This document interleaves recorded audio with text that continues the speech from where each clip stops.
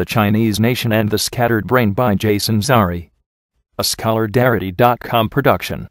Read by yours truly, Philosopher, Professional Philosophy Protocol Droid. In his article Troubles with Functionalism, Ned Block outlines a thought experiment that he takes to be a counterexample to functionalism, the thesis that if two or more beings are identical in how they function, they have, or are capable of having, the same mental states.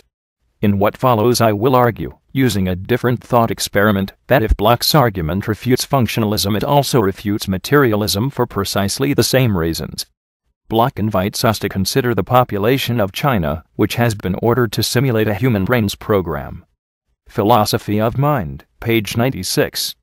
Granted, the simulation, which we can call the Chinese nation, consists of people rather than neurons, and they communicate by radio rather than by neurotransmitters, but it is functionally identical to a human brain. Nevertheless, Block thinks that your brain is phenomenally conscious, there is something it is like to be it, while the Chinese nation is not. Philosophy of Mind, page 97.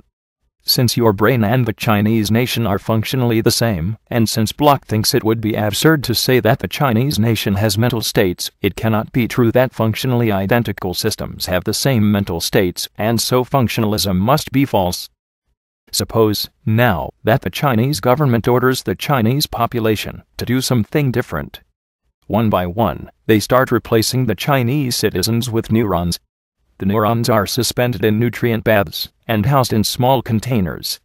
For each kind of neuron, the containers have a supply of the neurotransmitters that kind of neuron normally responds to.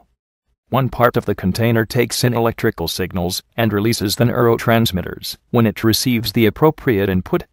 Another part takes in the neurotransmitters released by the neuron's synaptic vesicles and generates an appropriate electrical signal as output. Suppose, further, that the electrical input and output signals are coded in such a way that, when connected to the radios being used by the Chinese citizens, the signals are indistinguishable from those generated by the Chinese citizens. As the citizens are gradually replaced by the neurons, there should be no change in the activity of the system.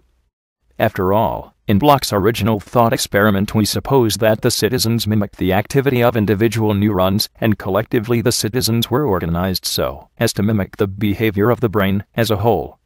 There is thus no reason for the activity of the system to change in any relevant way, as the citizens are replaced by the neurons, and the system should continue to implement the same program throughout the transition. Once this process is complete, we will have a system which functions in the same way as the Chinese nation and a normal human brain. Let's call this system the scattered brain, for the only important difference between it and a normal brain is that its neurons are scattered throughout a larger region of space. Block has no doubt that human brains are phenomenally conscious, but he does doubt that the Chinese nation is phenomenally conscious. Philosophy of Mind, page 97. But what about the scattered brain? Is it phenomenally conscious, or not? I think Block faces a dilemma. If he says that the scattered brain is phenomenally conscious, he will have to confront the difficult task of explaining why it enjoys this kind of consciousness, while the Chinese nation does not. If the idea is that one can't see a priori that an entity of that sort is just the wrong sort of thing to be phenomenally conscious, I would ask those sympathetic to this idea to consider that the Chinese nation differs by a very small amount from the system that results from replacing one of the citizens with a neuron, which in turn differs by a very small amount from the system that results from replacing another citizen with another neuron, which in turn, until, at long last, we have the scattered brain.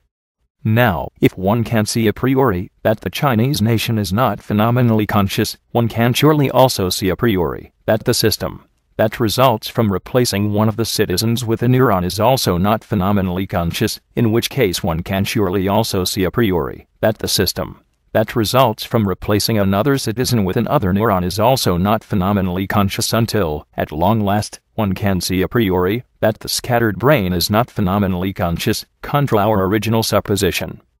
If Block still thinks that the scattered brain enjoys phenomenal consciousness, he must either accept the idea that the Chinese nation enjoys phenomenal consciousness, after all, or else accept that at some point in the series one can suddenly no longer see a priori that the system in question is not phenomenally conscious.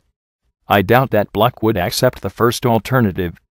The second alternative would be problematic for any physicalist, for then there would be two like systems that are very different mentally. One system could not be phenomenally conscious while the other one could, even though the physical difference between them is very slight. Could the difference between the scattered brain and the Chinese nation consist in the fact that the Chinese citizens are conscious while the individual neurons are not? But then why can a phenomenally conscious being be composed of unconscious parts, but not of conscious parts? In fact, we have reason to think that it could, because both the right and the left hemispheres of one's brain are phenomenally conscious even though one's whole brain is phenomenally conscious too. In any case, someone who raises this objection needs to give an account of why this should be a relevant difference. And if anyone is sympathetic to it, I would ask them to imagine that their brain is the scattered brain, and that the transition processes run in reverse so that their neurons are gradually replaced by Chinese citizens.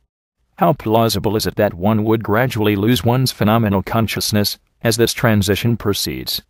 If one is inclined to think that it is not, it is very plausible that one should also be inclined to think that whether a being has phenomenally conscious parts has no bearing on whether that being is itself phenomenally conscious or not. What, though, if Bloch thinks that the scattered brain is not phenomenally conscious? In that case I would ask what relevant difference there could be between it and a normal brain. The scattered brain is composed of neurons, just like a normal brain. Furthermore, these neurons communicate with each other in a way that is by hypothesis functionally equivalent to the way the neurons of a normal brain communicate. The only real difference seems to be that the neurons of the scattered brain are farther away from each other than those of a normal brain. So if Bloch wants to raise this objection, he owes us an explanation as to why a greater spatial separation should make any difference as far as phenomenal consciousness is concerned. I think there is one way to avoid the above dilemma, but it comes at a price. The problem is that we have taken it for granted that a normal human brain is phenomenally conscious while either the Chinese nation or the scattered brain is not, even though all three of them are functionally the same. Something has to give. Bloch thought it was functionalism, for it seemed to him that the Chinese nation could not be phenomenally conscious. I hope to have shown that this is untenable, because if the scattered brain is phenomenally conscious, then the Chinese nation should be too, and if a normal brain is phenomenally conscious, then there is no plausible reason why the scattered brain could not be. The only way out that I can see, then, if one does not want to accept functionalism, is to hold that neither the human brain, nor the Chinese nation, nor the scattered brain is phenomenally conscious. Instead, one would have to accept some form of dualism, and hold that each of these three systems could be said to be phenomenally conscious in the sense that they could each be associated with a phenomenally conscious mind, but strictly speaking none of them could be said to be phenomenally conscious in and of itself. So while I do think it is possible to reject functionalism, I think one can only do so plausibly if one is prepared to reject materialism as well. My prediction is that, for many philosophers of mind, that is far too high a price to pay. References: Bloch, Ned. Troubles with Functionalism.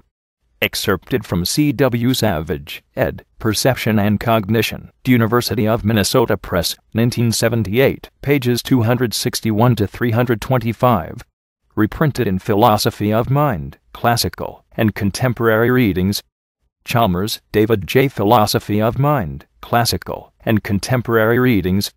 New York, Oxford University Press, 2002. Continue the conversation at www.scholardarity.com live long and philosophize. Philosopher signing off.